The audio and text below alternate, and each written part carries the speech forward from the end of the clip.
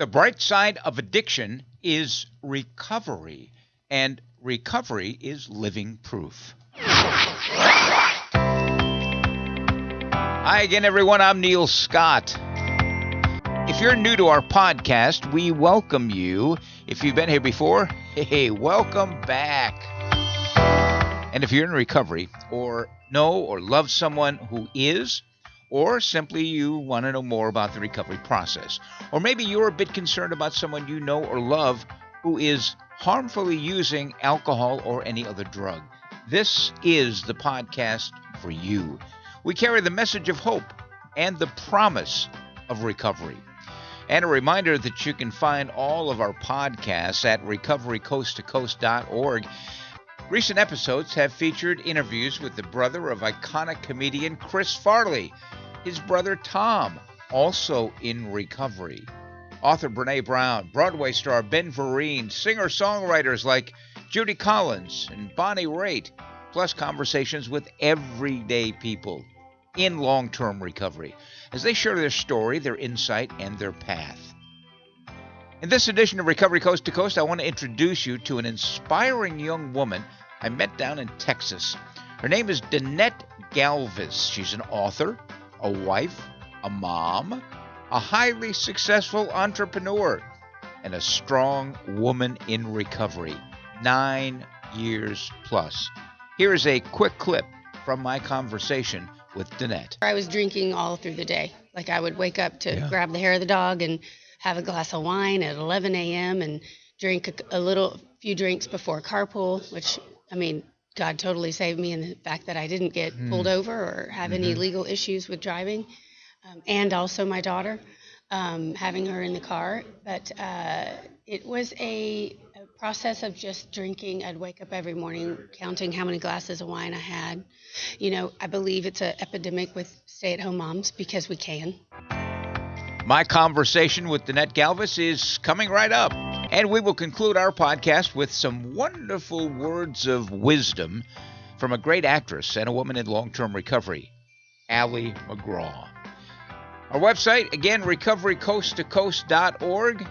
And if you'd like to help us out financially or know of a foundation that may be interested in underwriting part of our program, we would be ever so grateful. A reminder, our email is recoverycoasttocoast@comcast.net. And we would love to hear from you. Recovery Coast to Coast is supported by Sundown M Ranch, one of America's oldest, least expensive, and most successful treatment programs. In fact, they're listed in the Newsweek magazine's recently released 2024 list of America's top treatment providers. Let's talk about treatment. Sundown M Ranch was, founded back in 1968. A pioneer addiction treatment program started by a small group of businessmen who helped design and implement an intensive residential program for alcoholics, the first in Washington state. They're licensed by the state of Washington, accredited by the Commission on Accreditation of Rehabilitation Facilities.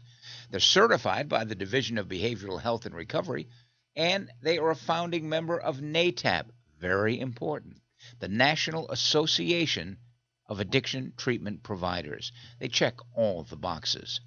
And they are a not-for-profit organization. What does that mean for you? Well, it means that their primary interest is not in the bottom line financially, but in saving lives, saving jobs, saving families, and fostering long-term recovery. You know, their longevity speaks for itself. Over 55 years of treating men, women, adolescents, and families on the road to recovery. Recovery is not an episode, not a single event. It's a lifelong journey, and a good journey as well. Plus, their highly trained and compassionate staff works closely with most major insurance companies, and they work for you to ensure the maximum benefits. And if there is any out-of-pocket expenses, they can help arrange funding through Prosper, the leading healthcare lending organization. Addiction is a serious medical condition and requires competent, compassionate, and confidential treatment. That is what Sundown is all about. That's what treatment means. Check out their website for more information and take a look at their facility. It's not far from Seattle. You find all the information and some great photos at sundown.org. Sundown M Ranch, where recovery begins.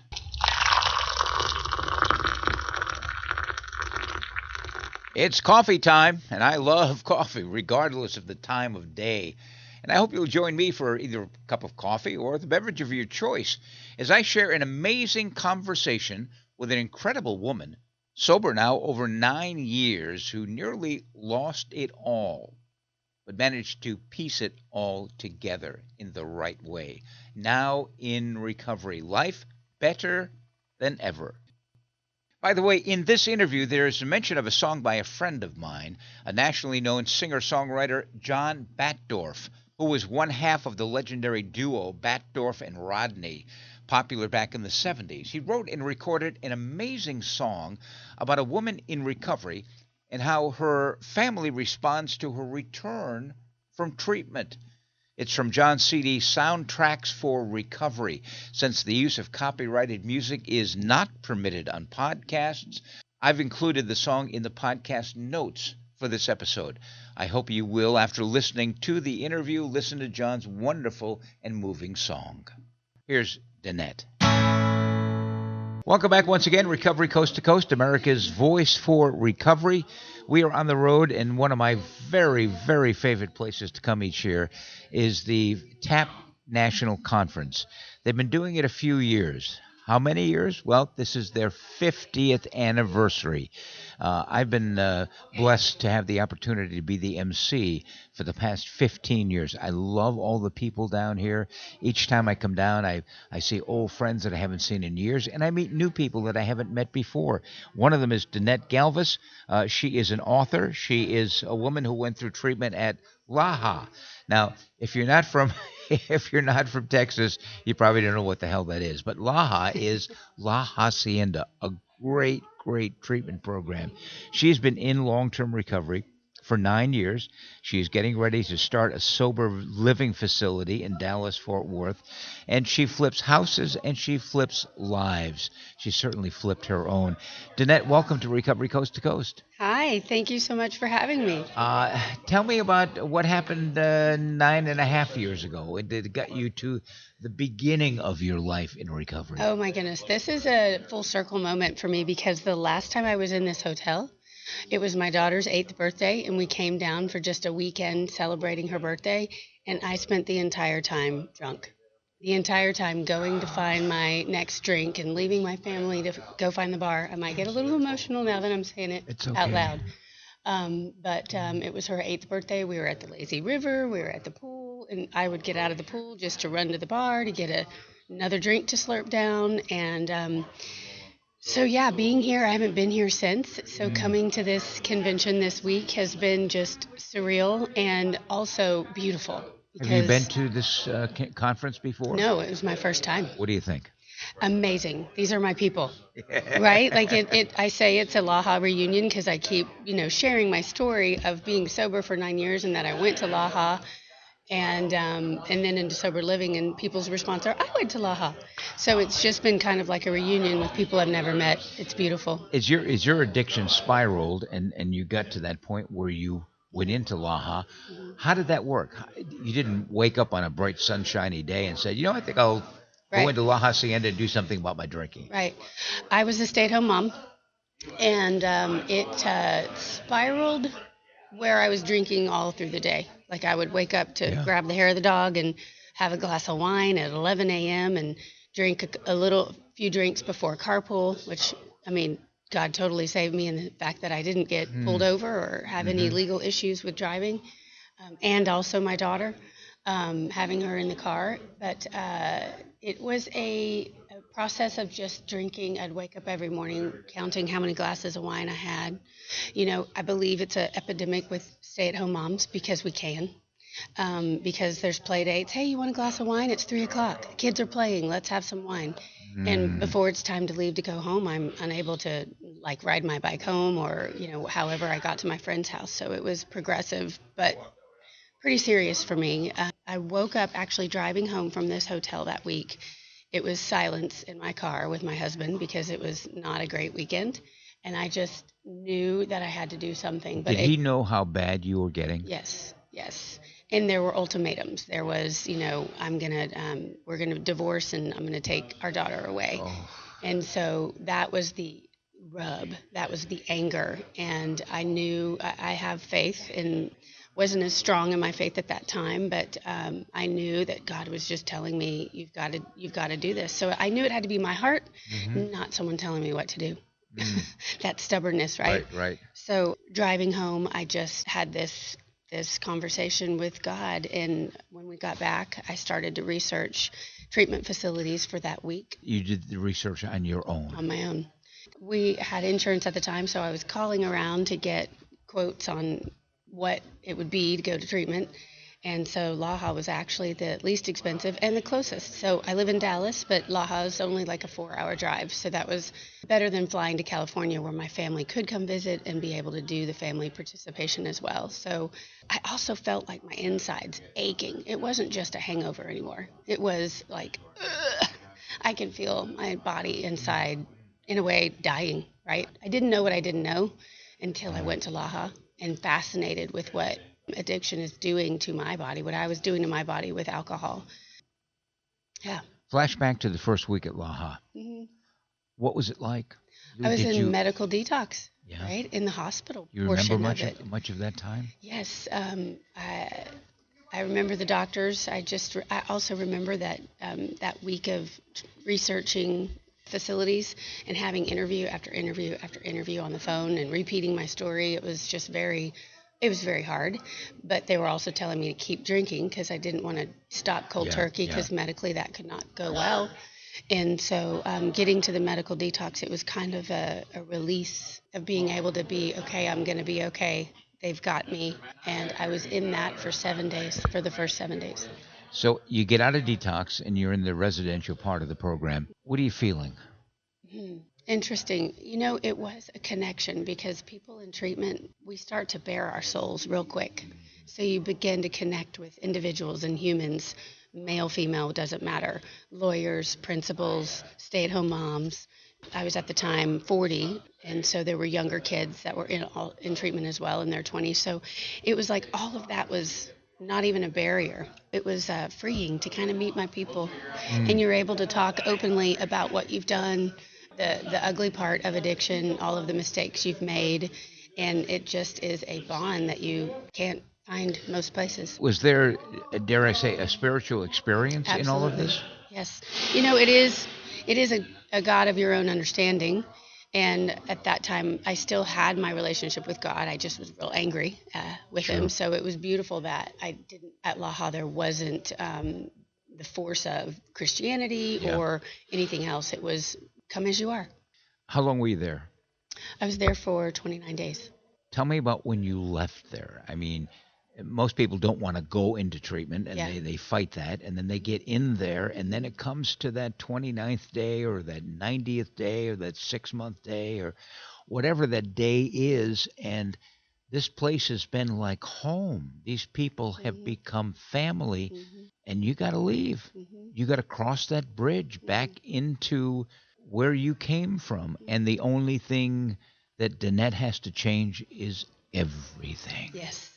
The fascinating part about being in treatment, again, learning all of the things I was doing to my body, it woke me up. They also say in treatment, the longer you stay in treatment, the better chance you have of not relapsing. So for every 30 days, those segments, give you a greater chance of staying sober. So I had no idea what sober living was. I was a stay-at-home mom. I had an 8-year-old at home. Like, how am I going to go to some other house and not come home? But through the treatment, they really, I don't want to say convinced me, but I finally was like, okay, I need to go for further treatment. And so the outpatient directors were helping me try to find sober living. And I would have a conversation with my husband that this is the next step. This is what I need to do.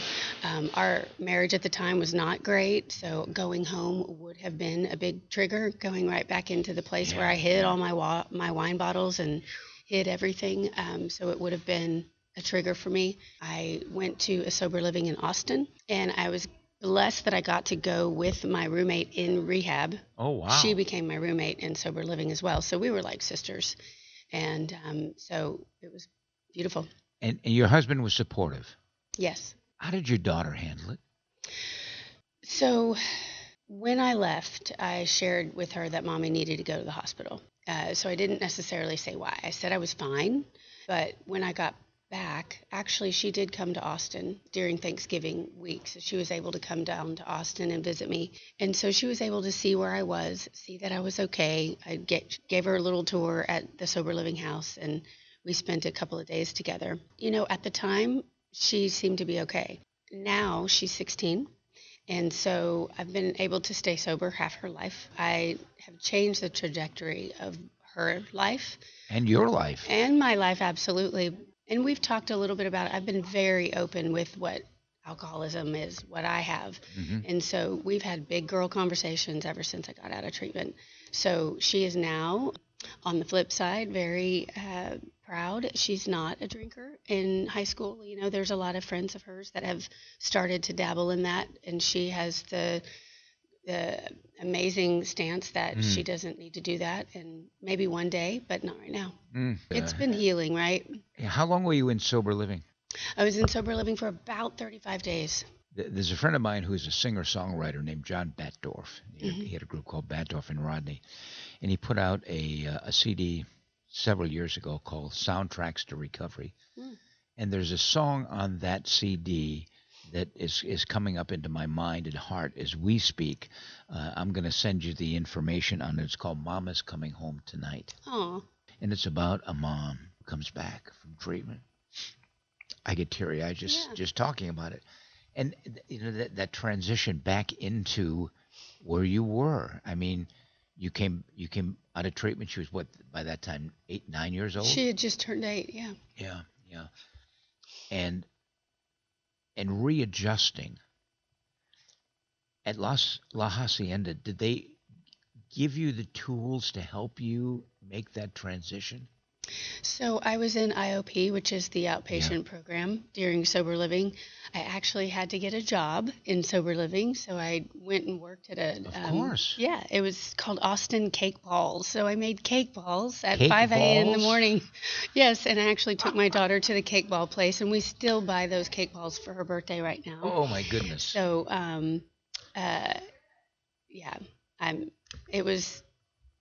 it's a beautiful thing. It just transition. I'm processing like my memory of those days. Because you had two bridges to cross, from treatment into sober living, and from sober living into your community, your family, back home. Mama's coming home tonight. Talk about that first year, what that was like for you.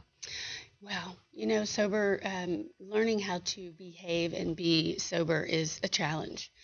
I write about it in this book about FOMO. I had FOMO big time. I didn't fear of missing out. I didn't want to not be invited to the parties or the Christmas parties or all the different things that happen with our community and friends. But there were a lot of beautiful things that happened where, you know, I knew I needed to stay away from those parties because they were triggers. Slippery places. So I had to relearn my life. I found a fitness program that I enjoyed, and I went to AA and went to the meetings and recreated my life. Found a community of recovery. Yeah, and that was good for you? Absolutely. Yeah. Were there any compulsions to drink during that first year? Wow. I know the first year was extremely hard. I stayed away from it, and it was not in the home anymore. And I really tell you, my roommate in recovery told me I was a one and doneer. Like, you know, some people in recovery, you know, go 7 times. Some are sicker than others. And that's okay. But she was like, you're a one and done. I really did not know what I was doing to my body. And I think that just put me in a place of, I need all these toxins out. I need it out of my brain. I need it out of my liver. I need it out of my body. And so I really transitioned, let's say, that addiction to health and wellness and focusing on that, doing saunas to sweat out the toxins and whatever I was believing that was working at the time. And but, you know, so being sober and mending our marriage was really the big challenge. I'm going to go ahead and share my husband's story, but actually, when I was in rehab, was still drinking, and he met a friend in Austin and ended up getting driving and getting arrested and spent 24 hours in jail. And so he calls that his 24-hour recovery, and he has not had a drink since either. So we both were sober and really rebuilding our life. Like we together. And, so we were married at the time 8 years. The last 8 years of our marriage has been sober as well, for both of us. That's an amazing story, and some people would call that a coincidence. I would call it a God incidence. Yes, we do. A God incidence. Ironic, eh? You think? Danette, what does recovery mean to you today? It's again a full circle moment being here. And I didn't know what I didn't know. I keep saying that. My relationship with my faith has gotten stronger in the past 2 years. I've been in real estate for 29 years, so I knew that was always, it's a flexible career path to be in. So I got back into real estate. I actually joined a women's real estate investing network, and I now coach flipping and remodeling to women to help them grow confidence in being that type of a real estate investor. 97% of real estate investors are men.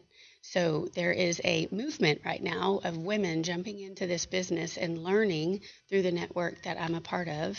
So I've been able to help just coach women. I'm out on the jobs. I'm my own general contractor on my job sites, and I love it. I love tools. I love fixing things. I think that's just inherited from my grandfather.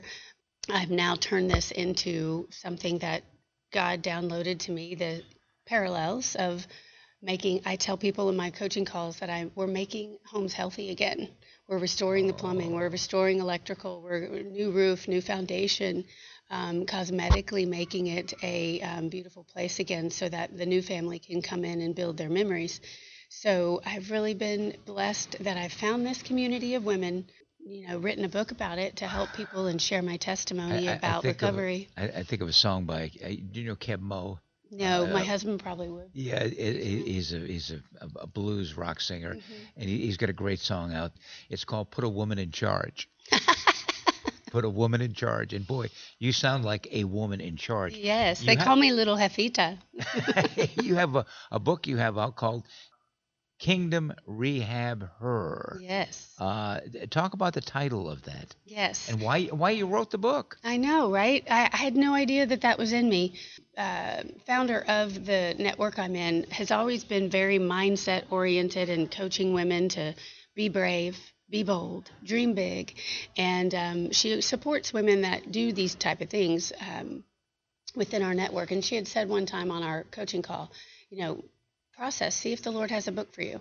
So I walked away from that training call and just started to pray about it. And I knew there was something going on because the correlations were just coming at me. I began to, I actually hired someone to help me, the editor and publisher that helped me do it. And I talked to her, shared with her my story, and she was like, yes, I want to help you write this book, because the spiritual component of getting sober, and then the piece of it, like half of the book is more resources for women to learn the lingo, to have a checklist, to train your eye on what things might be going wrong with the home when you walk it originally. And then the spiritual component of, let's just say our electrical in the home is our nervous system, and our foundation is our feet. Our plumbing, of course, is our digestive, and then the brain is, the heart of the home is the kitchen. You hear these phrases all throughout your life, but never really put them together that it makes sense. So it actually was just released on Amazon in July, and it's been a beautiful thing. Who knew? What are your dreams going forward, Danette? So, the first sober living house is happening. I have a huge heart behind it to help women. Specifically, it will be called Rehab Her Sober Living, play on words again. But the kingdom piece is really to help people find freedom, financial freedom in flipping a house, if that's a career path that women want to do, and then the spiritual freedom and just helping grow the kingdom for God. Oh, my goodness. Wow. Absolutely. The sober house you're going to do in Dallas, this is the first of many? Yes, sir. Like I said, I'm a real estate investor. I've flipped homes and sold them for the new families. I have an Airbnb. Airbnb, all they want to do is come and drink and, tear up your house a little bit. But I know God told me, like, you will build your portfolio of real estate to leave for your legacy and pass down to your family. But the impact on the inside of the house is sober living. So I am now branching into becoming a sober living operator. I want to operate it first and then grow from there. Wow. What is your relationship like now with your husband and your daughter? Well, they're here. They flew in last night. It's one of strength and faith. Communication, like we don't mess around. We don't fake anything, right? Like we have good heart-to-heart talks. We share when we're upset. We're very open with each other. And so our marriage has definitely been through its challenges. We have clung to our faith and know that we are in partnership with the Lord to be able to grow and build. And, we're not perfect whatsoever. We have lots of faults. And we just give each other grace and move on. And keep growing in recovery. I don't use the word relapse prevention anymore. I talk about recovery enhancement. Tell me how your recovery is today better than it was yesterday, and how will it be better tomorrow than today? And just as addiction is a progressive disease, recovery is a progressive process. You must be continuing to get weller than well, and you certainly embody that. I always say the bright side of addiction is recovery. The blessings will come. Absolutely. The book, again, is called Kingdom Rehab Her, Danette Gavis, and a forward by Teresa Todd. Who is Teresa Todd? She's the founder of the Women's Real Estate Investing Network I'm a part of. Okay. Yes. Are you still in contact with your roommate? Actually, she passed away. Yes, so she passed away from addiction, and I will be honoring her because the first house will be called Pamela's Place. So we don't all make it. No. You're a miracle. I appreciate you sharing your story. Absolutely. Thank you for having me. I hope you enjoyed my conversation with Danette Gavis. And another reminder to listen to a song that I included in the podcast notes for this episode of Recovery Coast to Coast.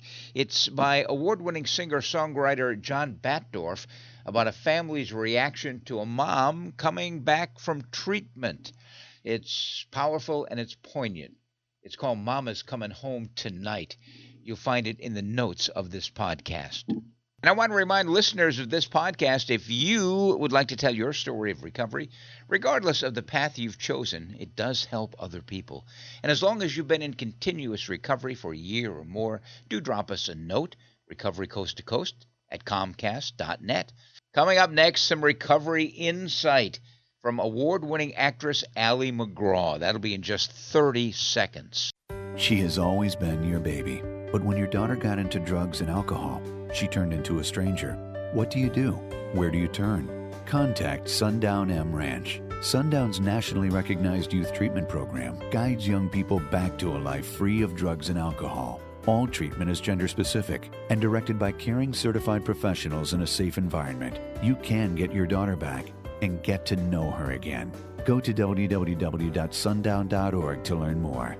And now, as promised, some inspirational thoughts from an amazing actress, Ali McGraw. We've come to realize that all character defects, to one degree or another, mirror self-centeredness.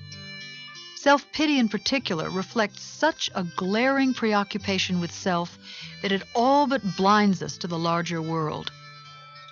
In the past, when we were full of self-pity, we were so involved with our own suffering that we weren't aware of much else.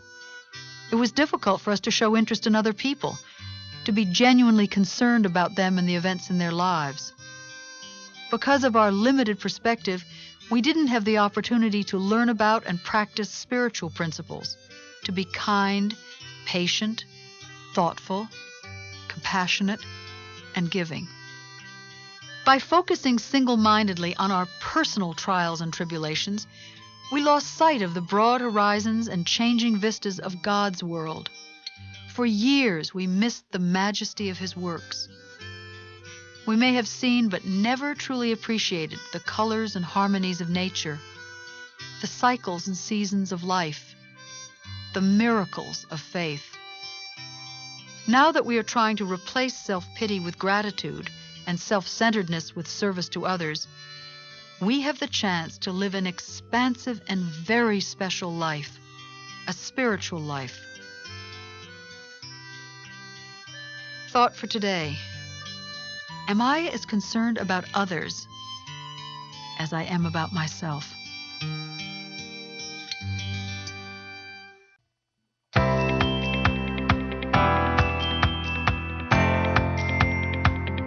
Well, that wraps up this edition of Recovery Coast to Coast, the national podcast.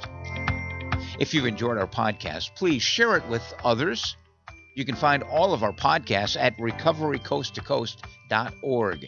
And if you'd like to get in touch, we would love to hear from you. Our email is recoverycoasttocoast@comcast.net. Also, please hit the subscribe or follow button. It's free, and you'll be notified the next time we publish a podcast. If you're considering treatment for a friend or a loved one, or maybe even for yourself, be sure and visit naatp.org/AID. It's the list of those treatment programs that adhere to the very strictest of ethical guidelines. One of them is Sundown M Ranch, but there's thousands of others, good treatment programs as well. Remember, if you know someone who's experiencing problems with alcohol or any other drug, here is a 24-hour national helpline that offers free information and confidential treatment referrals. Spanish-speaking individuals available as well. It's 1-800-622-HELP. And we encourage you to check out findsupport.gov. It's a website designed for individuals, families, and friends with information on how to pay for treatment, including where to find low-cost and free treatment options. Find healthcare support. Find out how to help someone else, or find help for yourself. It's all in one place at findsupport.gov.